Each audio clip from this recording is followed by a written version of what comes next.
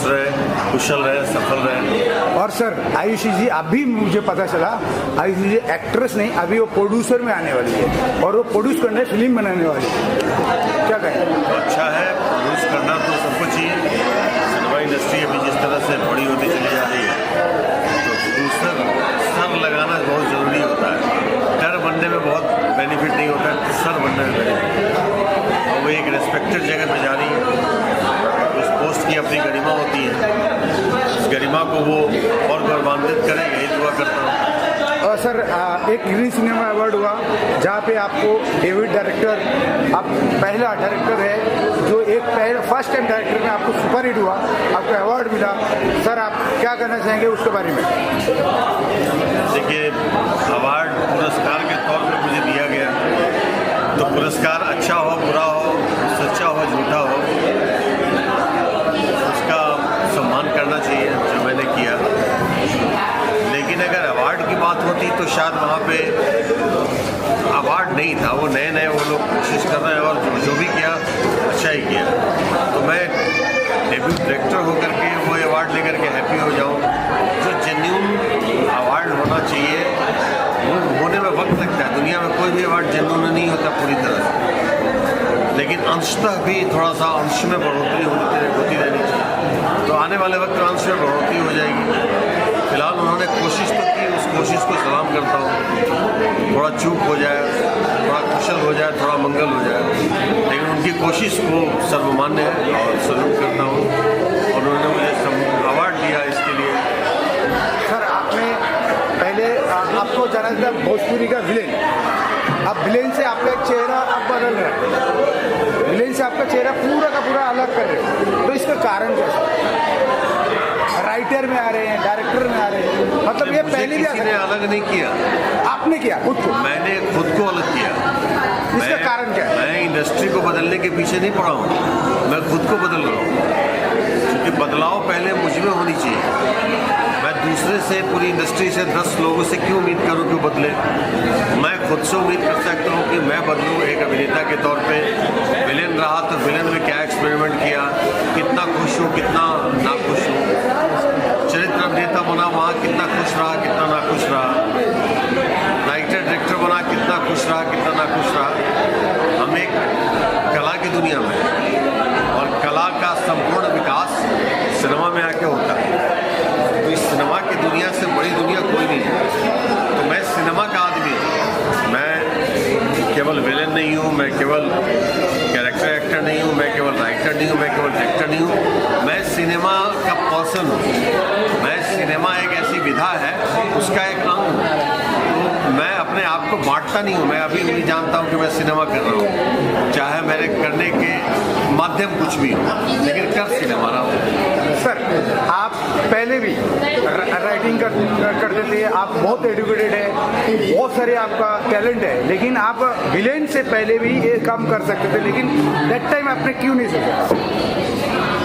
देखिए, कुछ भी करने के लिए खुद को मजबूत करना पड़ता है। अगर हम मजबूत नहीं रहेंगे तो हम अपनी सोच को मजबूती नहीं दे सकते।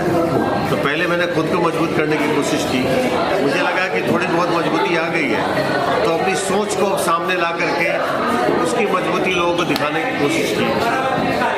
तो यही है, पहले करते तो वो चीज़ें आई गई हो जाती।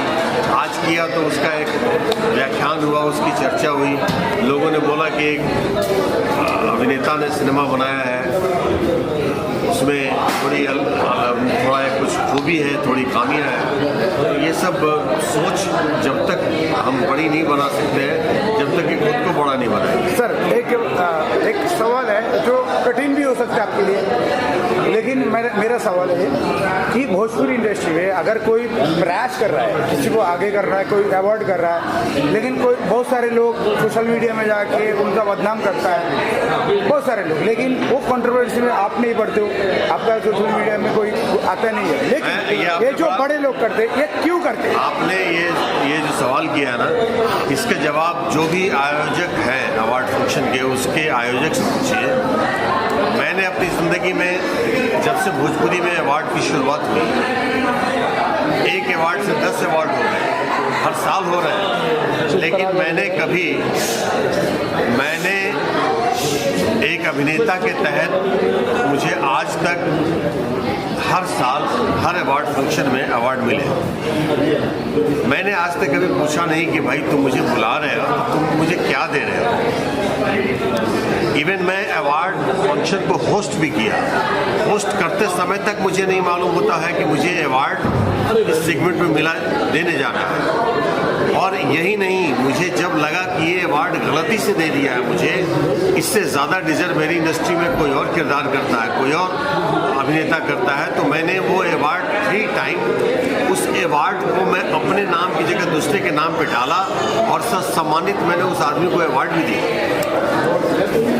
तो मेरे में ये अवार्ड पा करके एक मोमेंटो रख करके घर में रखने की अब जगह भी नहीं है। मसला हमारे लिए वो मोमेंटो घर में ले जाने की नहीं है।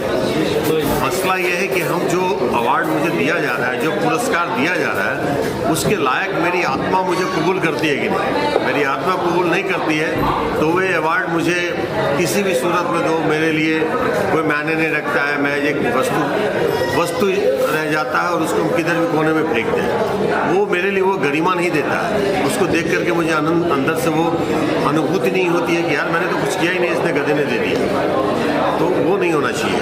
अमूमन होता क्या है, मैंने इसलिए बोला कि आयोजक से आप बात करें। आप बड़ा सीरियस गंभीर प्रश्न आपने कर दिया, तो मैं बता दूं, आयोजक खुद बोलते हैं प्रायोजक को। प्रायोजक मीन्स के प्रोड्यूसर हो गए, कोई अभिनेता हो गए, कोई अभिनेत्री हो गए। प्रायोजक के तरीके अलग हैं। कोई पैसे से प्रायोजक बनता है, कोई वहाँ अपनी उपस्थिति दिखा के प्रायोजक बनता है, कोई अपने स्टारडम को लेकर के वहाँ पे एक प्रायोजक का कार्य करता है।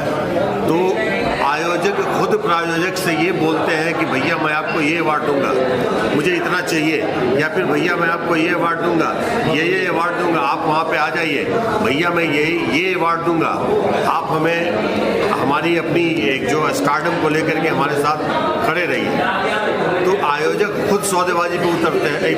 तो क्या करेगा वो जो प्रायोजक है, जिसकी वजह से आपका वो व्यवसाय बढ़ता है, तो उसको क्या करेंगे? एक आयोजक की गलती है।